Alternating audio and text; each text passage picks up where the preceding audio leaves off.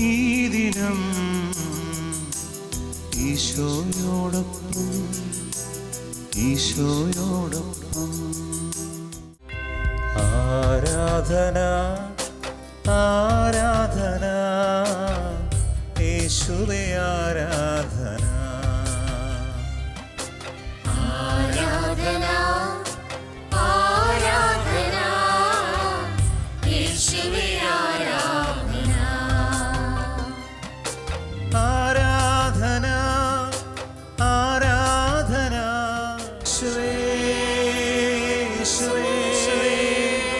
യേശുവേ യേശുവേ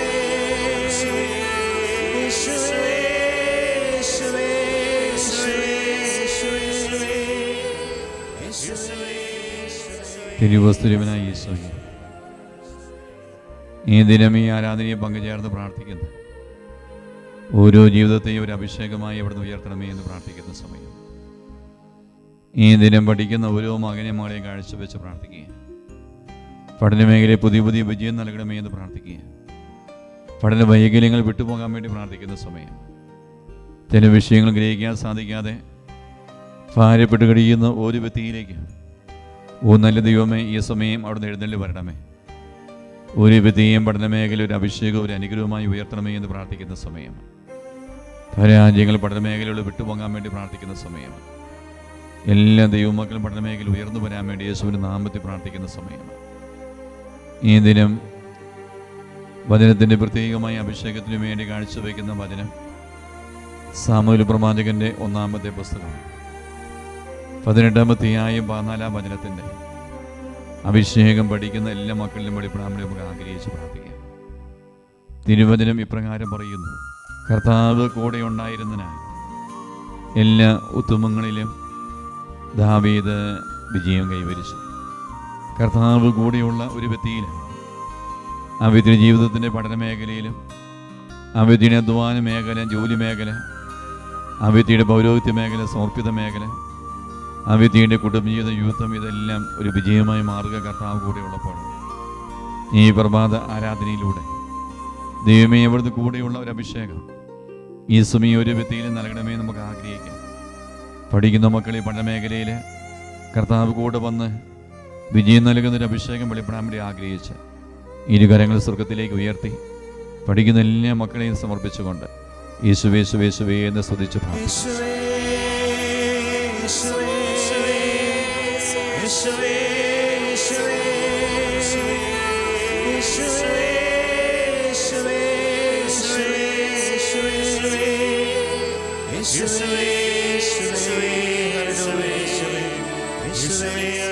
ഈ സമയം ഈശോ തരുന്ന ആശീർവാദം നമ്മൾ സ്വീകരിക്കുകയാണ്.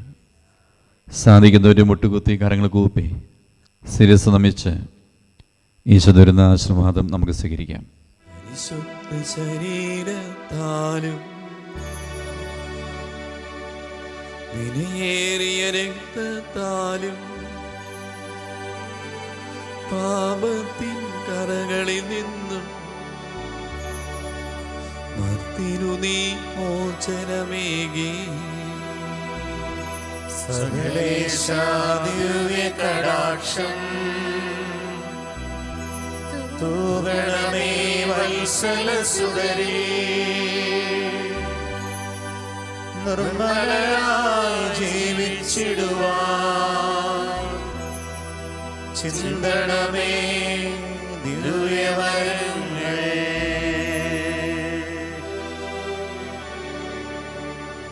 യേശുവേ യേശുവേ യേശുവേ യേശുവേ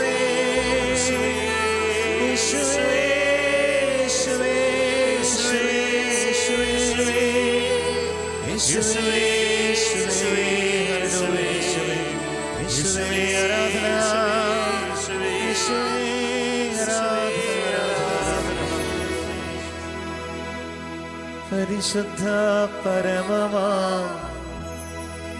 ദിവ്യകാരുണ്യമേ, എന്നുമെന്നും അങ്ങേക്കാരാധന.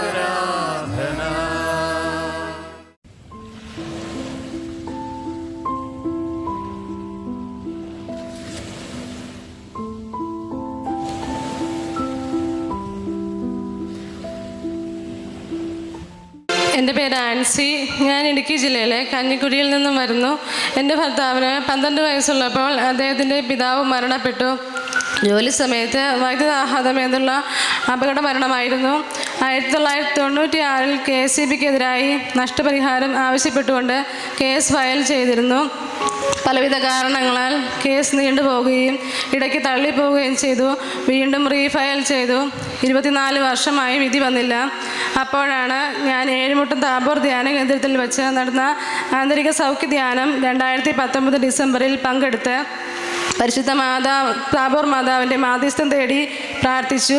എൻ്റെ ആദ്യത്തെ നിയോഗം ഞങ്ങൾക്ക് അനുകൂലമായ കേസ് വിധിയാകണമെന്നും രണ്ടാമത്തേത് എനിക്ക് ഉടനെ ഒരു ആൺകുഞ്ഞിനെ തന്ന് അനുഗ്രഹിക്കണമെന്നും ആയിരുന്നു.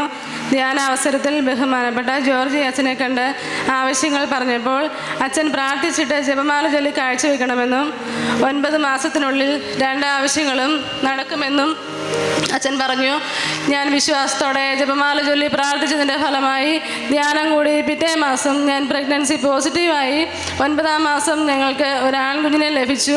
അതേ മാസം തന്നെ 10 ലക്ഷം രൂപ അനുവദിച്ചുകൊണ്ട് 25-ാമത്തെ വർഷം കേസിൻ്റെ വിധി ഞങ്ങൾക്ക് അനുകൂലമായി. പരിശുദ്ധ മാതാവ് വഴി താബോർ മാതാവ് വഴി ഈശോ നൽകിയ അനുഗ്രഹങ്ങൾക്ക് 1000 നന്ദി. ഈ ദിനം ഈശോയോടൊപ്പം